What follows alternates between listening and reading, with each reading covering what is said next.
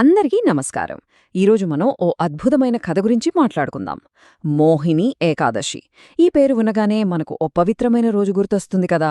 కాని దీని వెనుక విశ్వాన్నే నిలబెట్టిన ఓ అద్భుతమైన పరివర్తన కథ ఉంది. ఏంటా కథ? పదండి చూద్దాం.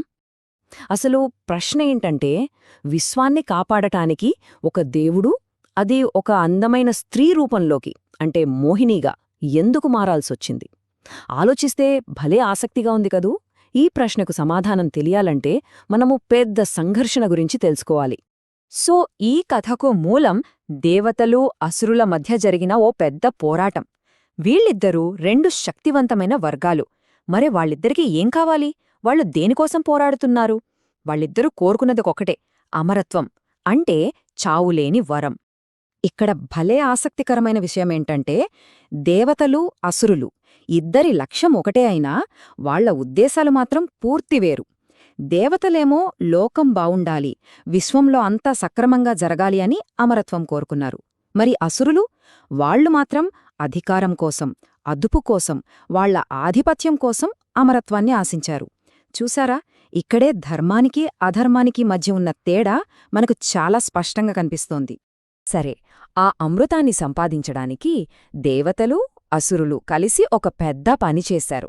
అదే సముద్రమథనం, అంటే పాలసముద్రాన్ని చిలకడమనమాట. అలా చేస్తున్నప్పుడు ఎన్నో అద్భుతమైన వస్తువులు, ఐరావతం, కల్పవృక్షం లాంటివి బయటకొచ్చాయి. కాని అందరి చూపు మాత్రం ఒకే దానిపై ఉంది. అదేంటంటే చిట్టచివరికి వచ్చిన అమృత కలశం. అదేగా అసలు ప్రైజ్. అంత బాగుంది అనుకుంటున్న టైంలో ఒక్క క్షణంలో సీన్ రివర్స్ అయిపోయింది.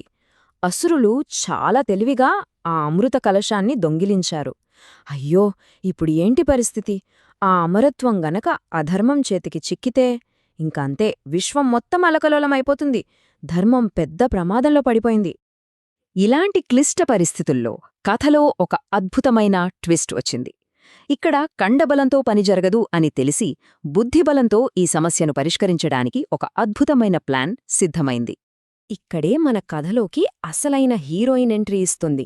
ఆమె మోహిని. మరి ఎవరే మోహిని? ధర్మాన్ని నిలబెట్టడం కోసం శ్రీ మహావిష్ణువు తీసుకున్న అత్యంత అందమైన, మనోహరమైన స్త్రీ అవతారం. ఆమె రాకతోనే దేవతల్లో మళ్లీ ఆశ చిగురించింది. ఇక్కడ మనం గమనించాల్సిందేంటంటే, మోహిని కేవలం తన అందంతోనే వాళ్ళని పడేలేదు. తన మాటలతో, తెలివితేటలతో అసురులందర్నీ మాయలో ముంచేసింది. ఎంతలా అంటే వాళ్ల చేతిలో అమృతముందన్న సంగతే వాళ్లు పూర్తిగా మర్చిపోయారు. ఆ రేంజ్లో వాళ్ళని కట్టిపడేసింది.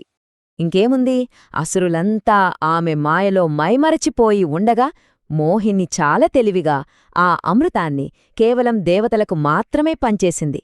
చూసారా, కండబలాన్ని తెలివి ఎంత అద్భుతంగా ఓడించిందో! ఇది నిజంగా ఒక మాస్టర్ స్ట్రోక్, ఒక అద్భుతమైన వ్యూహాత్మక విజయం.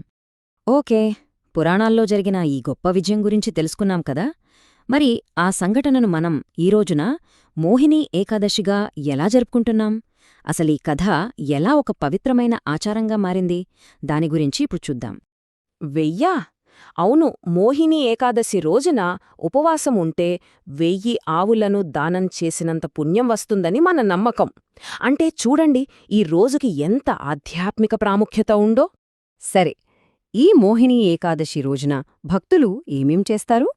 ముఖ్యంగా రోజంతా ఉపవాసముంటారు. శ్రీ మహావిష్ణువును పూజిస్తారు. ఓం నమో భగవతే వాసుదేవాయ లాంటి మంత్రాలను జపిస్తారు. చాలామంది ఈ సముద్రమథనం కథను చదవడం లేదా వినడం చేస్తారు. అలా ఆ సంఘటనను గుర్తు చేసుకుంటారన్నమాట. అంతేకాదు, పేదలకు బట్టలు, ఆహారం లాంటివి దానం కూడా చేస్తారు. ఇక మరుసటి రోజు ఉదయం అంటే ద్వాదశి నాడు ఈ ఉపవాసాన్ని విరమిస్తారు. మరి ఈ వ్రతం ఆచరించడం వల్ల కలిగే ప్రయోజనాలేంటి? చాలా ఉన్నాయని నమ్ముతారు. ప్రధానంగా తెలిసిగాని తెలియకగాని చేసిన పాపాల్నుంచి విముక్తి లభిస్తుందట.